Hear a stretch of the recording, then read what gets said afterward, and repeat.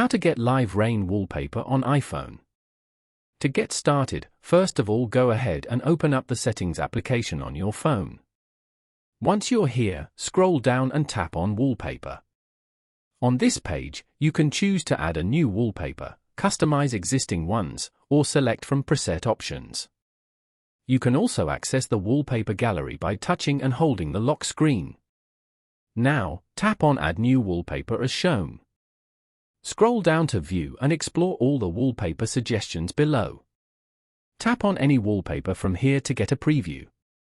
For example, weather. You can edit and make changes to the wallpaper according to your preference. After that, go to the top right corner and tap on Add. Then, tap on Set as Wallpaper Pair below. Following these steps, you can easily get live rain wallpaper on iPhone. Thank you for watching. Please leave a like if this tutorial helped you, or leave a comment below if you have any questions related to the video.